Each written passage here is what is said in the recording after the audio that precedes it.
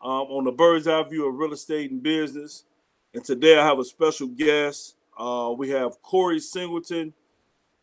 Corey is a heavy hitter in the game. And Corey, and just my interactions and my relationship with Corey, he's been very, very well informed, and he's always poured into me and enlightened me in every situation when it comes to this real estate industry. And I love this brother about that. And he also he informs everybody else around him. He wants his whole circle to grow. And I love that about you, Corey. Introduce yourself, Corey. Well, I appreciate that. Definitely wouldn't consider myself a heavy hitter. We got plenty of room to grow, but thank you very much, Corey Singleton, aka the Money Man. Only because I'm able to help get the money to the table so you can Oh, buy that's what your we do. home. Um, 17 years in the industry. Um, 20 years in the industry, 17 years originating. Just recently opened our own branch in Flossmoor, March of last year. So it took us a while to get our feet planted, but we're operating on all cylinders now and ready to help more homeowners. It's a good start to the year. We've already had a significant amount of closings and looking to do more. So yeah, known Mr. Casson here for a few years, and he's been a sponge when it comes to just the lending side of it and getting more insight so that he'll be able to better serve his clients as well. So it's just a good 1-2 punch. Yes, sir. Yes, sir. And the transition from coming from one company to the opening your own branch, is pretty much it's been a smooth transition for you, is right?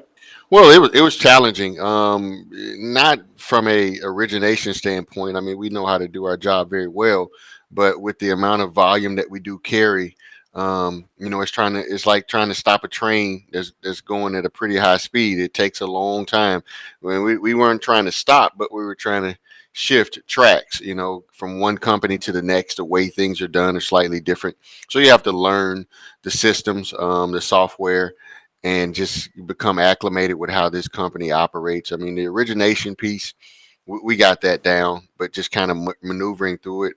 So it took us a few months to get all the pieces in place, get the right personnel in place, and learn the systems. But overall, yeah, it was okay. I feel really, really good about this year and where we are. Okay. 2022 is going to be great. I think 2022 is going to be great for everybody. And the last time you and I spoke, well, every time we spoke, every time we speak about generational wealth. We speak about those that want to get into the investing, those that want to start careers investing. And just like I said, just sitting down with you, you have so many different strategies and so many different ways a person can get in there. Can you kind of expand on that a little bit? Yeah, absolutely. So, short story. For me, I got into the business because I've always had an interest in real estate, even as a teenager. And so I wanted to hit the ground running when I became of age. So that was the reason I got into the industry. On the lending side, I wanted to know the inner workings of money and finance. How do I get Right. access to this capital? So I came in with an entry level position at Washington Mutual, All right. data entry, man, and quickly began to kind of work my way up and learn the back end of it. Took a liking to it and got on the sales side, and as you can see, we've had a successful career originating. But my original intent was for the purpose of learning how to leverage other people's money in order to build my real estate portfolio. So that's my love. That's my first love. Okay. And I haven't gotten away from that. And the reason I share that story is because I believe that's the value that I add when working with clients, because it was my why I got into the business, right? So Right. I coupled the financing aspect with the investing aspect, and it's a great marriage, and so I'm able to add value and provide different types of structuring and even perceptions or viewpoints when it comes to investing on how to strategically leverage in order to scale. Well, get in the game, number one, and then scale, number two. Okay. So for a newbie, for those that's it's pretty much like I said, just been straddling the fence. What would you what would be the best way to just kick it off, just to get the feet wet and get in the game?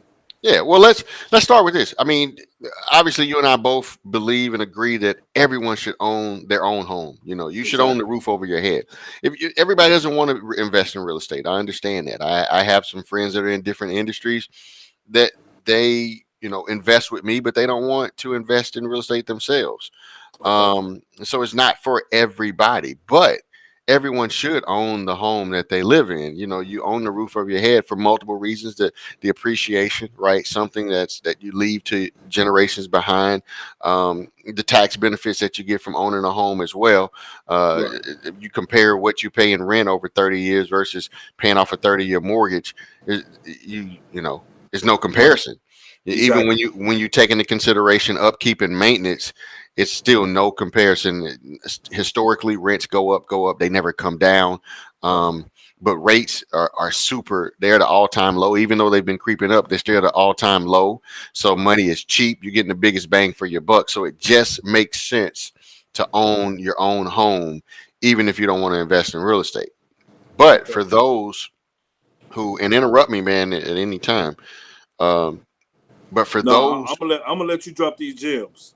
who want to invest in real estate, Uh huh. um, that first purchase is key. In my opinion, it's the catalyst to everything else that you want to do. And so, the what I see a lot with our buyers is that once they get in a position to buy, everybody wants to buy that dream home. Exactly. That first purchase, they wanted to be everything that they want. You know, if I'm gonna buy, I'm gonna get everything I want. But then you say you want to invest in real estate. You got to so you have to pick. You got to decide which direction you want to go, because what happens is, and it happens all the time. I tell clients, you know, well, they'll say they want to get into real estate. I say, well, that first purchase is key, and I'll tell you what my strategy is in just a second. But they go ahead and then they buy the home of their dreams, Right. and then when that high wears off, a year later, Exactly. they're calling saying, "All right, I want to buy a building, or I want to buy an investment piece." And I say, "Well, you're going to need 25% down payment." Well, how much is that? Okay, on 200,000, you do the math. You're going to need 50 grand. Right. Man, I don't have that kind of money to put it. Exactly. Aren't there any program? No, there are no programs to assist with you to buy an investment property. This is Exactly. this is investment. It's like it helps you make money. So they're not going. It's the difference between investment property versus your primary residence. And Right. so then after they buy the home of their dreams and they come back and they're ready to get it, invest in real estate, the barrier to entry is so far greater because of the capital requirement. And people don't realize that to after the fact, and then they're trying to work backwards and say, well, what if I do this, what if I do that, and they're coming up with all these ways that they think will work, and I got to Right. tell them, like, no, that is just not going to go. um so my strategy, and the reason why I say that first purchase is key, is because if you do that right and delay your gratification for a short period of time, Hmm. you will literally position yourself to be able to buy properties every single year. Right. Every single year you can acquire new properties. And, And and what you dropping that on? There's been several times where I preach on making that multi-unit or a 2 to 4 flat. Allow that to be your first purchase. Like you said, the barrier to entry into the real estate industry, or from an investment standpoint, it gives you the opportunity to see if you're willing to landlord, if you're willing to deal with the different personalities. mhm. Obviously, it sets you up financially, to be able to leverage it to buy maybe that second purchase may be that grand home that you're looking for, or that for that person that's looking for. So I always preach on them. They should to buy that multi-unit or that 2 to 4 unit first. You give them the opportunity to see if they're willing to be, if they have the stamina, the mindset, Mhm. and the passion to actually be a landlord or investor. Yeah, agreed. My first purchase was a multifamily. It was a 2 unit that needed full renovations, and I still own that property today. And it has been the catalyst for every purchase since. If it wasn't for that property, it would have been much harder to get the second one. But even for those that don't necessarily want to be a landlord, and this is kind of like the topic of our discussion this evening, ultimate strategy to becoming an investor and real estate entrepreneur, there's a few approaches. You can stick with the single family strategy, but eh, for me, I think the key is finding a distressed property, finding something that needs work. It's a fixer upper. That's the key, because you then become the investor, even on your own residence, even on your own property that you're going to live in. Find something distressed and rehab it, because now you get that sweat equity. Think about it. You buy something at 300,000 that's in moving condition. It's got all the bells and whistles that you want. Okay, we get you in with an FHA loan, 3.5% down. That's great. You come to the table with 10 to 15 grand, you got your beautiful home. Right. But now the only equity you have in that home is the 3.5% that you put down. That's Right. it, because you bought it at the top of the market. Top of the market. But if you found something that cost 150,000 and it needed 50,000 to rehab, you're only in for 200,000. But once it's rehab, maybe it's worth the same as that $300,000 one that was fixed up. The difference is now you have a $300,000 house and you're only in for 200. Now you're well positioned to where you could potentially use some of that equity to be your down payment for the next purchase. You have options now. You get the same $300,000 house, but you're the one that created the equity out of it.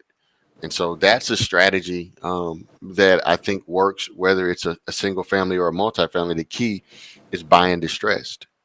So with that, that's along the line, and that was going to be my next question. The Byrd method, buy, rehab, refinance, that's pretty much along the same line, correct? Correct. Pretty much the same line. Eventually what you can do is rent it and then repeat. And again, it's two approaches. You have the beauty of it is, if you make the right decisions, you're going to have options. You can keep that home, you can refinance it, get some of the equity out in the cash out refinance to make your down payment for the next purchase, or you convert it to your first rental. And then you go out and purchase another property that you can fix up and do the same thing, maybe at a higher price point, because you want to stair step it every time. And so the difference, the reason why I suggest that is because it's night and day when it comes to financing. Again, the reason why I got into this industry is to learn the rules so I can play by the rules. The down payment requirement is far greater for an investment purchase than something that you're going to live in. So let's rework these numbers. Okay. We initially said the first purchase 150 with 50,000 in rehab. So you're 200 in. And now you convert that to a rental, and maybe your mortgage on it is 1,300 and you're renting it for 18. You're clearing $500 a month. That's great. But now you go find another property and maybe your price point is a little bit higher. Maybe it's 200,000 acquisition and 50,000 or 75,000 worth of rehab. That makes sense for me from a lending standpoint. Okay, you're going to convert that and you're going to buy a bigger and better house. We still use a rehab loan. We still use the 5% down of the total. So you're still taking advantage of the primary residence because you're moving up. See, if you were going from that house that you got worth 200,000 and say, oh, I'm gonna go buy this $70,000 joint and move in it, nobody's gonna buy that. The underwriter's not gonna approve. They're not gonna believe that you're gonna leave this nice house over here to go live in this one over here, just because the price point is significantly lower. So you got to be smart about it and move up. That's why that first purchase is key. Don't try to get the Taj Mahal on your first deal, especially if you say you're trying to invest in real estate. Are you investing in real estate, or are you satisfying your desires? You gotta choose. You can't have it both ways. Right. And so going into that, so you mentioned buying that first property using a loan product FHA product where I'm coming with 3.5% down. So let's say I did choose to do that, and that second property, will I be able to use that another FHA product? How would that? You don't need a FHA product. Everybody conventional can do 5% down. That's a 1.5% difference. Oh yeah. 1.5% difference. So what happens? I hear this, and I'm glad you asked that question. People say, "Oh, I bought this house, right? This is what they think. I got an FHA loan with it. I can refinance it and make it conventional, and then I can use my FHA again, and I can go buy a building." First of all, you can't. Underwriter again is not going to believe that you're going to leave your single family home to go live in an apartment building. Right. It's a very difficult sale. Number two, one of the main differences between FHA financing and conventional financing is that FHA does not allow what we call departing residents. Meaning, if you say, "Hey, I'm going to leave this place and rent it out," they don't care. They will not allow a potential lease, to offset that mortgage. So then Okay. you would have to have enough income to cover your current mortgage plus whatever that new mortgage is. Right. So it doesn't benefit you to try to use a FHA loan again, even if you are able to refinance your current home to conventional. It doesn't make sense. So I always tell clients, look, leave that one FHA. If there's the only reason you should refinance it is if obviously the rates are extremely low and you're going to Right. save money, or there's enough equity to get rid of the mortgage insurance. That's the only reason you want to refi. If neither Okay. one of those apply, leave that FHA loan there, and that next purchase you're going to do conventional, but you're only going to do 5% down of the purchase price. And you Okay. can do that, Ernest, with a conventional rehab loan that works just like the 203k. Hey, it's like you got do you have a notepad of my questions over there? Because you're going from one phase to the next phase. Where I was going to speak about what kind of 203k programs, or what is the 203k for those that's not familiar with it. Yeah, so it's a renovation loan. It's great. It's a great tool to use for people that either want to get into real estate investing, um, or someone that wants a certain house, but the market is just too expensive. So then you Right. find that fixer up and you do it yourself. And in the example I gave before, you save that money. Um, simply how it works is we give you the money to buy it as well as the money to rehab it. So, for instance, you find something for $50,000 and it needs $50,000 worth of work. Oh, those numbers are too low. Let's not use that. You find something for $100,000 and it needs $100,000 worth of work. That's 200,000 total. We'll give you the loan for the purchase and the refi. I mean, sorry, not refi. The purchase and the rehab, and you'll put 3.5% down of the total. So 100,000 to buy, 100,000 to rehab, 200,000 total. Your down payment is 3.5% of 200,000. That's $7,000 for your down payment. That's how a 203k works. Now you do need a licensed, insured, and bonded contractor to do the work. Your uncle can't do it. You can't do it yourself. Right. We're lending you this money to do this work. We need to be able to hold somebody, a third party, accountable in case things go awry. So we're not allowing family members to do the work, or you to do your own work. We need a third party to do it. So you have to find a contractor that's going to do the work for you. But Now, man, three and a half now percent was down. so with some of them. Now I know with some of them, depending on the amount of work or the scope of work, you may need a consultant. Correct. Correct. If you're spending over $30,000, you need a HUD consultant. Okay. So when it comes to choosing contractors and a consultant, what kind of advice would you give when trying to vet them? Because obviously, if I'm a new investor, I'm not going to have a spear of contractors. I'm not going to have a spear of the people that I need to. Will you be able to plug those people in this place? So we can't refer any contractors, but you my recommendation is to go to their job sites. Go Okay. check them out. If they're you call them up and they quote you, or they come out and give you a bid. You ask them if they're working on any other projects. I'd go Mm-hmm. to that project. Right. Yeah, I mean, I think HomeWise is a pretty good site Okay. that you can do. You can go to what? There's another site for contractors. I can't think of the name right now. I'm drawing a blank, but I know you can go to HomeWise, and understand all those people there. They have to provide certain credentials in order to to be on the site, so you know that they're licensed, insured, and bonded. All right. So, well, even with that, going to home wise, I believe another thing, just thinking about it, obviously they should try to build a team up. And by building a team up, far as starting off with their realtor, their lender, they come to you to get the ins and out of the financing. And then maybe that person like me, far as me being a realtor, I'll be able to plug them in with a contractor, but they'll have to go check out, like you said, check out some of their work job sites, see how they finished products turn out, and things of that nature. Correct. Yeah, for sure. You can't do this alone. You definitely need a team. That's the key to having success with investing in real estate for sure. Okay. So what's the difference between private money lending and coming to you? Do you operate with private money lending as well? Yeah. So typically, what we do with guarantee rate is what we call residential conforming lending. So first time home buyers, people moving up, refinances. Even we even have some investor products as well, second home, but that's your FHA, VA, and conventional financing. Mm-hmm. Um, if someone's trying to do like a fix and flip, that's a different type of financing. That's hard money or private money, as you just called it. Not through institutions like Guaranteed Rate and some others that are Right. similar to ours. Yeah, because this short, you got to think about it. A mortgage is a 30-year commitment, and we make money over you having that mortgage long term. If you're doing a fix Right. and flip, you're not going to have that mortgage for a long time. So no interest besides a few months of interest that you pay. That Mm-hmm. loan isn't that profitable, right?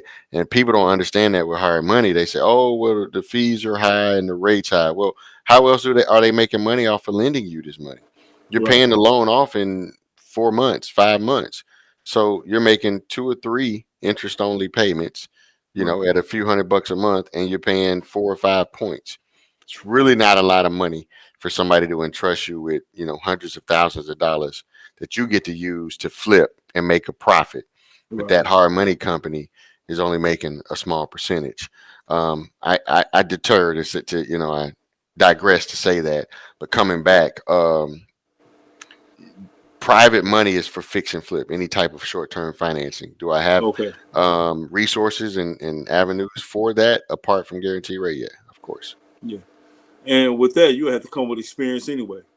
Typically, the more experience, the better the terms are for you. You can be a first time investor, but we're going to look for stronger credit. We're going to look for some significant money saved, um, and we'll look at your overall profile.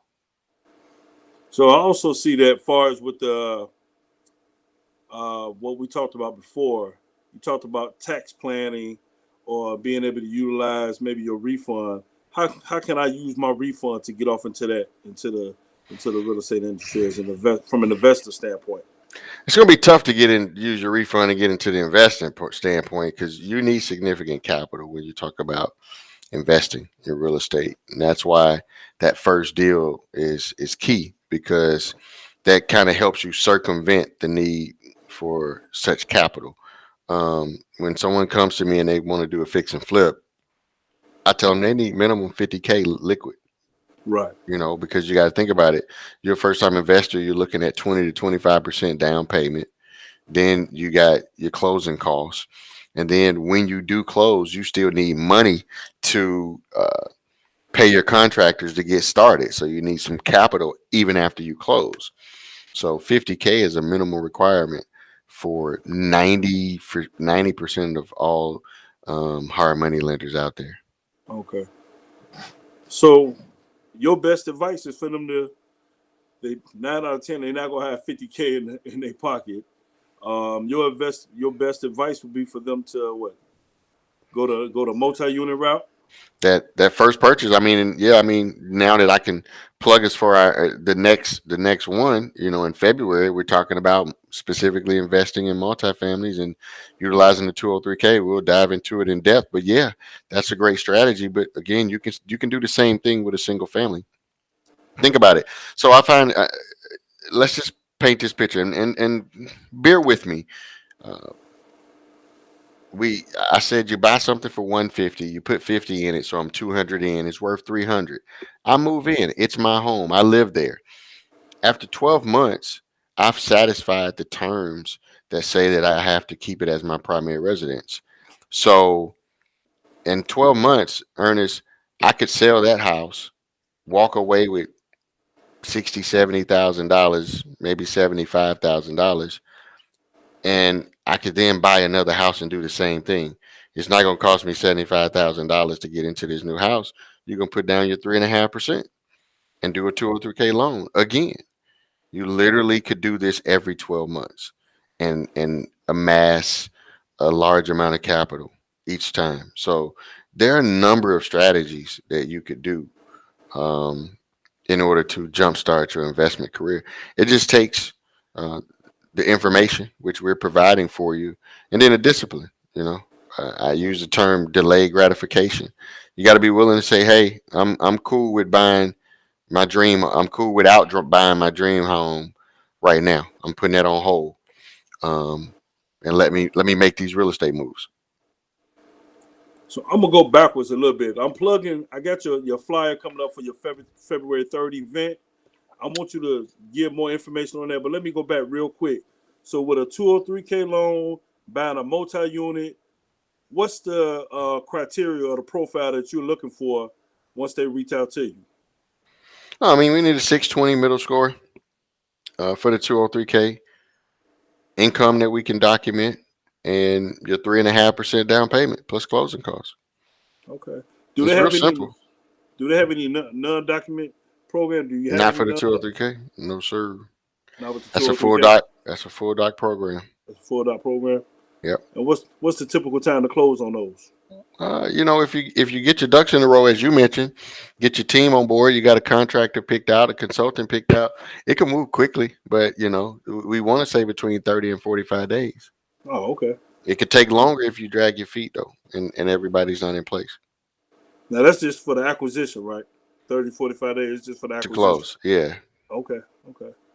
So tell us about this February 3rd event that you got coming up. It's the first. It's the first of many. Man, I've been consulting entrepreneurs for forever, for Okay. a very long time, because they come to me, and most of them come to me and they're not positioned to qualify. They either haven't filed their taxes, or they filed but they didn't show any income because they didn't want to pay any taxes, or they filed to show a lot of income and now they owe a ton of taxes. And all three of those scenarios aren't good. And I've had to consult on the proper way to structure so that you can get the maximum tax benefits that are available for entrepreneurs, especially my real estate professionals, my hairstylists, my barbers, my truck drivers, CDL drivers. These are 1099 positions, and nobody wants to show the income that they really make because they don't want that huge tax liability. The reality is, if you were working on a job and you made 100 grand, you'd be paying $30,000 minimum, and it'll come straight out your check. The difference is you wouldn't see it. Uncle Sam would take it before you ever get it, but Right. because you're an entrepreneur, you get the whole thing, and most people aren't willing to allocate that money for taxes down the road. They make it, they want to spend it. However, my experience, my 17 years of experience, has taught me some tricks of the trade when it comes to corporate structuring and what are allowable write-offs Okay. and ways you can prepare your taxes so that you can show the income that I need you to show in order to qualify, while reducing your tax liability, all above board, all legitimately. So So that's what I this event is about. so now you showing me another avenue that I didn't know you were into, far as helping people structure themselves from a tax standpoint. I didn't know.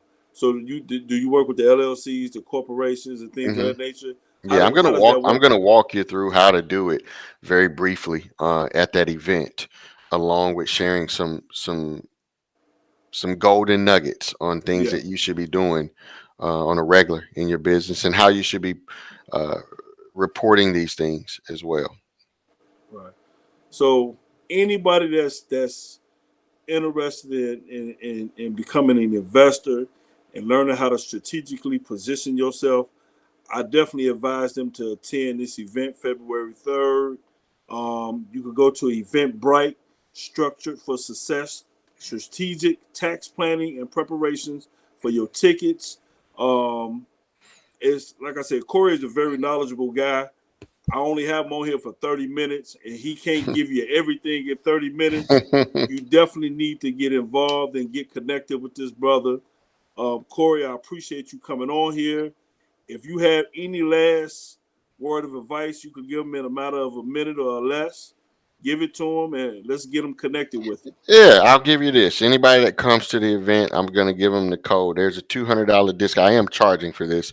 I've done it for free for so Uh, long, and I need people to see the value in this information.